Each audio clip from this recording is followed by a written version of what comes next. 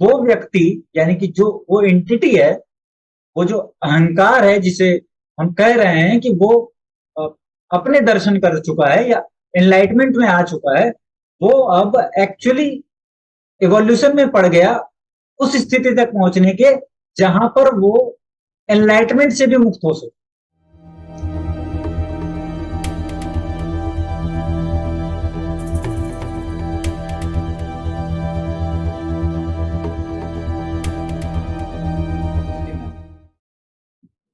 Sir, जैसे आपने बोला कि जैसे योगीज होते हैं उनके चार्ट को इंटरप्रेट नहीं कर सकते, बट जब हम एस्ट्रोलॉजी स्टडी करते हैं तो हम उनके चार्ट्स को स्टडी करते हैं। तो हम बस फ्यूचर प्रेडिक्ट नहीं कर सकते हैं, बट जो पॉसिबिलिटीज हैं उसमें से पर्सन क्या सेलेक्ट करेगा ये हम मतलब नहीं इंटरप्रेट कर सकते हैं। लेकिन पास्ट में पर्सन ने जो भी किया है वो चार्ट से जस्टिफाई होता है। होता है। तो मतलब चार्ट तो फिर मतलब वैलिड है ना सर, बस उसका मतलब फ्यूचर इंटरप्रिटेशन नहीं वैलिड है। हाँ हाँ। और आप देखिए कि आप जो चार्ट से वैलिडेशन ले रहे हैं ना, आप उस वैलिडेशन में उस सीमा जो ज्योतिष की सीमा है ना उसके भीतर का वैलिडेशन ले रहे हैं। हाँ। यानी आप वहीं तक पकड़ सकते हैं जहां तक वो सीमा के पार नहीं गया है। जहां से वो सीमा के पार जाना शुरू होता है वहां से आप कुछ नहीं पकड़ सकते। यानी कि अगर आप रामकृष्ण परमहंस की कुंडली लें और उस पर इवेंट लगाने की कोशिश करें तो वहां तक के इवेंट आप लगा सकते हैं जहां तक उस व्यक्ति को दिव्य दर्शन नहीं हुए, आत्मदर्शन नहीं हुए। लेकिन एक बार आत्मदर्शन हो गया, फिर आप उसके बाद कोई पता नहीं लगा सकते कि वो क्या कर रहा है। हालांकि वो जो कर रहा है ना वो इस पे दिख जाएगा। मैं ये नहीं कहता, हाँ। वो इस पे दिख जाएगा, लेकिन इसका मतलब ये नहीं है कि वो बंधा हो। होता क्या है समझना पड़ेगा हमें। जब मैं ये कहता हूं ना कि वैसे व्यक्ति बंधे नहीं होते, तो मैं उसी के साथ ये भी कह रहा हूं कि वैसे व्यक्ति अपने आप को बांध कर रखते हैं, बंधे नहीं होते लेकिन बांध कर रखते हैं। ये बिल्कुल वैसी ही बात है जैसे रावण के सामने हनुमान जी के आगे अस्त्र डाला गया, ब्रह्मा जी का दिया हुआ कि इसको बांधना है। तो हनुमान जी तो उससे उससे नहीं बंधने की क्षमता रखते हैं, लेकिन उन्होंने उसकी कद्र की, उसके सामने हाथ जोड़े और कहा कि मैं आपके सामने बंधने को तैयार हूं। फिर वो बंध गए। ये सिचुएशन बनी थी ना ये सिचुएशन।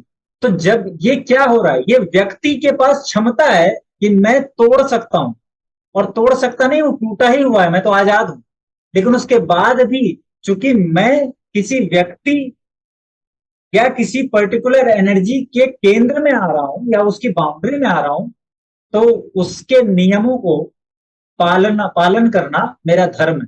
मैं रंगबाजी नहीं कर सकता, क्योंकि अल्टीमेटली तो प्रकृति है ना। व्यक्ति अपनी चेतना के पार भी चला जाए ना, उसके बाद भी अगर वो प्रकृति के सामने रंगबाजी दिखाएगा, प्रकृति के सामने अगर वो उदंड बनने की कोशिश करेगा, तो प्रकृति वहां से भी उसको नीचे गिराने की क्षमता रखती है। इसीलिए वैसे लोग समर्पित हो जाते हैं। वैसे लोग हर चीज से मुक्त जो हो जाते हैं ना, वो समर्पण कर देते हैं। क्यों? क्योंकि उनके पता चल जाता है कि मैं अभी पहुंच तो गया हूं, यानी मेरे मेरे में पूरी क्षमता तो है, लेकिन जो क्षमता है ना उस क्षमता का अपना अस्तित्व है। उस अस्तित्व से छेड़छाड़ करूंगा तो हो सकता है वो मुझे फिर वहीं ढकेल दे जहां से मैं आया। इसीलिए विवेकानंद ने अपने भाषण में कह दिया था कि तुम अगर क्षमतावान हो जाते हो, तुम अगर शक्तिशाली बन जाते हो, तो प्रकृति के कामों को देखो और प्रकृति के कामों में सहयोग करो। अगर उसके सामने आकर उसका विरोध करने की कोशिश करोगे तो लात मारकर हटा दिए जाओगे और तुम्हारे अस्तित्व का पता भी नहीं चलता। सर, ये तो जैसे हुआ इवॉल्व सोल्स जो हुए मतलब एलिवेटेड कॉन्शियसनेस है, और एक होता है इवॉल्विंग स्टेट। तो ज्योतिष जो है ये इवॉल्विंग स्टेट में चार्ट के को इंटरप्रेट करता है, उसके लिए वर्क करता है। हाँ। और इवॉल्विंग स्टेट की जब हम बात करते हैं ना, तो इवॉल्विंग स्टेट किसी भी प्रकार की किसी फिक्स स्टेट से नहीं जज किया जा सकता। किसी भी फिक्स स्टेट से जज नहीं किया जा सकता। इवॉल्विंग स्टेट एक ऐसी स्थिति है जो डायनेमिक है, तो आप जज कर सकते हैं। और वो इवोल्यूशन की जब तक हम बात करते हैं ना, तो ऐसा नहीं समझना है कि ज्योतिष की बाउंड्री के पार गया व्यक्ति तो इवोल्यूशन खत्म हो गया। अब वो उस डायमेंशन में इवोल्यूशन में आ रहा है। तो इवोल्यूशन तो एक्चुअली रियलिटी ये है कि जिसे हम कहते हैं ना कि इसको दिव्य दर्शन हो गया या एनलाइटमेंट हो गया, उसके बाद भी उसका इवोल्यूशन जारी रहता है। उसके बाद का जो उसका इवोल्यूशन है उसमें सीधे सीधे वो व्यक्ति, यानी कि जो वो एंटिटी है, वो जो अहंकार है जिसे हम कह रहे हैं कि वो अ, अपने दर्शन कर चुका है या एनलाइटमेंट में आ चुका है, वो अब एक्चुअली इवोल्यूशन में पड़ गया उस स्थिति तक पहुंचने के जहां पर वो एनलाइटमेंट से भी मुक्त हो सके। सर तो दैट्स वाई जो चार्ट में जो इनिशियल मतलब एक इंडिकेशन हो सकता है, ऐसा हो सकता है कि पर्सन के साथ अगर मतलब वो इवॉल्व कर रहा हो तो पॉजिटिव जो ब्लेसिंग उसके चार्ट की वो उसके लिए वर्क करेगी, और जो कर्सेस हैं उनका इफेक्ट जो होता है वो सप्रेस होने लगेगा।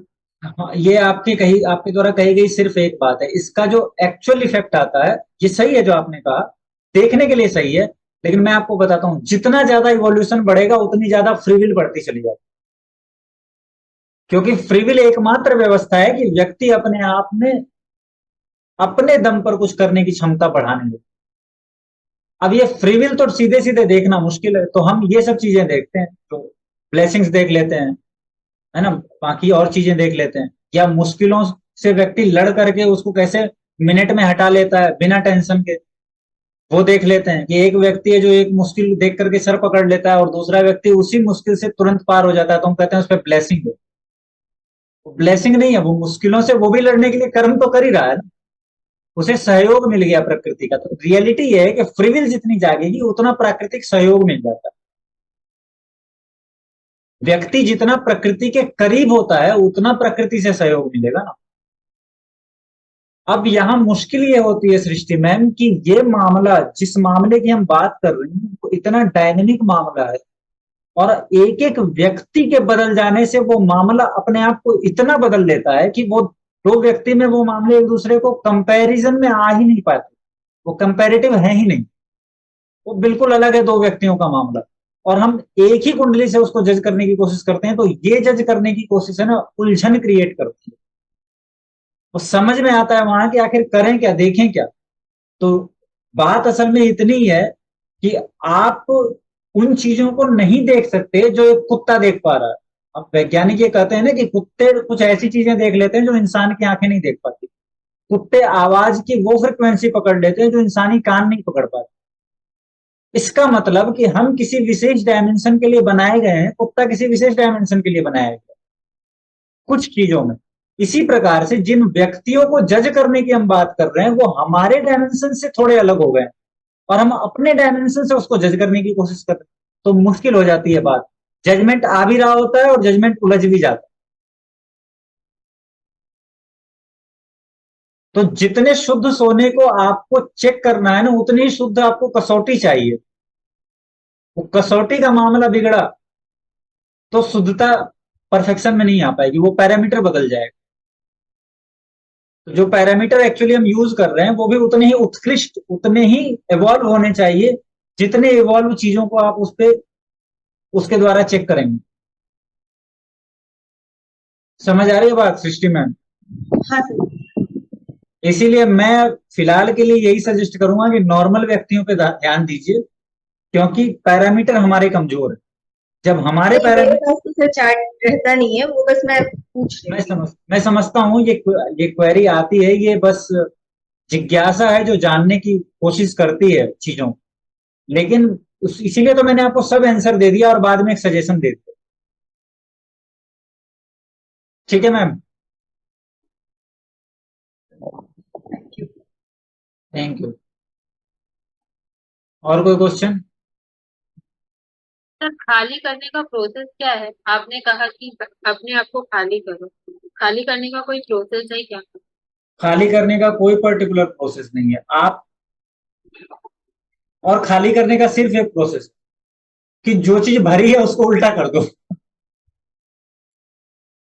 है ना। एक तरफ मैंने कहा कि कोई प्रोसेस नहीं है, क्योंकि व्यक्ति के बदलने से प्रोसेस बदल जाएगा, और प्रोसेस सिर्फ एक ही है कि उल्टा कर दो। एक्चुअली उल्टा करने का प्रोसेस बदलेगा, हर व्यक्ति को कैसे उल्टा करना है उसका प्रोसेस बदलेगा, तो खाली हो जाएगा। अब ये आप डिसाइड कीजिए, और दूसरी बात ये है कि समय के पहले तो बिना सहयोग के तो कुछ होना नहीं है, और सहयोग तब आएगा जब हम समर्पित हो जाएंगे, और समर्पण तब आएगा जब हम संकल्पित हो जाएंगे। तो न तो संकल्प समर्पण के बिना चल सकता है, ना समर्पण संकल्प के बिना चल सकता है, ना ये दोनों किसी तीसरे के बिना चल सकता है। तो तोड़कर जब तक हम देखने की प्रवृत्ति रखेंगे तब तक प्रॉब्लम। समर्पण 2 दिन होता है, तीसरे दिन से फिर क्योंकि बदल जाता है। क्योंकि संकल्प 2 दिन होता है, तीसरे दिन से बदल जाता सर कोशिश तो कर रहे हैं संकल्प करके आगे बढ़ाने का, पर भौतिक जीवन में संभव नहीं होता है। कभी कुछ कभी कुछ कभी कुछ प्रॉब्लम आ जाता है कि फिर एडजस्टमेंट करना पड़ता है अपने संकल्प से। नहीं, ये अभी थोड़ी देर के लिए छोड़ दो, उस पे चलो।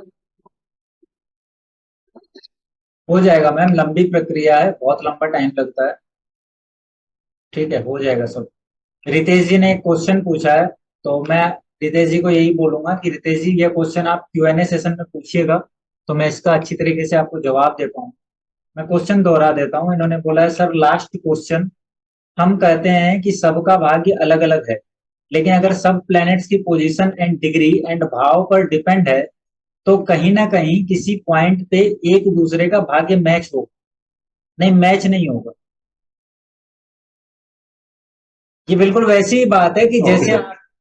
एक मिनट, ये बिल्कुल वैसी ही बात है कि आपके सामने 10 ग्लास में, अलग अलग ग्लास में पानी पड़ा है, और पानी की प्रॉपर्टी क्या है? रंगहीन, गंधहीन, स्वादहीन। ये प्रॉपर्टी है ना, बेसिक प्रॉपर्टी। तो इसमें ना कोई रंग है, ना गंध है, ना स्वाद है। जी। लेकिन उस सब 10 ग्लासों के पानी का TDS अलग अलग है, तो वो पानी अलग अलग है ना। देखने में पानी है, पानी अलग अलग है, सेम दिख रहा है, फिर भी अलग अलग है। पीने वाले पे असर भी अलग अलग करेगा। बिल्कुल ऐसी बात यहाँ भी होती है। डिग्री एक हो, बाकी चीजें एक हो, तो भाग्य एक होगा ऐसा नहीं है। उनके एनवायरमेंट एक हो सकते हैं, लेकिन उस एनवायरमेंट में भी व्यक्ति का देश काल और पात्र अलग अलग हो सकता है। एक ही डिग्री और एक ही ग्रह की सिचुएशन में पैदा हुआ व्यक्ति, जो इंडिया में पैदा हुआ है उसका इन्वायरमेंट, और जो अमेरिका में पैदा हुआ है उसका इन्वायरमेंट अलग अलग हो जाएगा। एलन मस्क की जो कुंडली है, उस समय में पूरी दुनिया में लोग पैदा हुए होंगे ना। इवन जिस हॉस्पिटल में वो पैदा हुआ होगा, उसी के कमरे के बगल में भी कोई और कमरा होगा, वहां कोई और पैदा हुआ होगा। वो तो एलन मस्क बन नहीं गया। जन्म लेने के बाद भी व्यक्ति के पास कुछ ऐसी व्यवस्था रहती है कि वो अपनी उस गठरी में चीजें डाल सके या निकाल सके। वो होता है देश काल पात्र, एनवायरमेंट, परिवार, व्यवस्था, रिसोर्सेज, वो होता है। और फिर अंतिम रूप में आता है कि उसका यूज उसने कैसे किया। इसीलिए भाग्य बदलता नहीं है। मैंने आपको आंसर यही कर दिया, ठीक है। और रियलिटी ये है ठीक कि है। कभी भी एक व्यक्ति का भाग्य दूसरे व्यक्ति के भाग्य को ना तो काटता है और ना मैच होता है। मैच होता हुआ सब दिख जरूर सकता है, लेकिन मैच होता नहीं है। और जहां मैच होता है वहां, बट ऐड कर सकता है। सॉरी,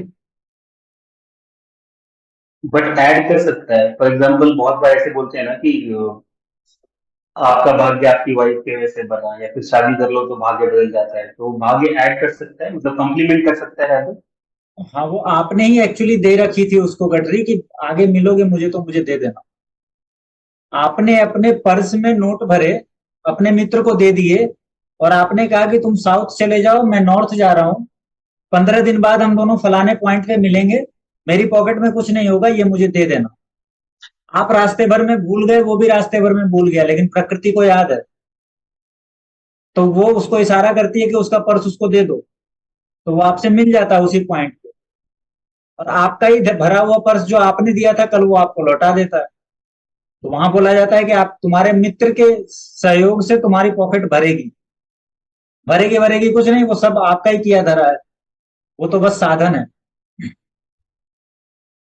समझ रहे हैं? ठीक है। हाँ हाँ बिल्कुल। चलिए, आज के सेशन को हम एंड करते हैं।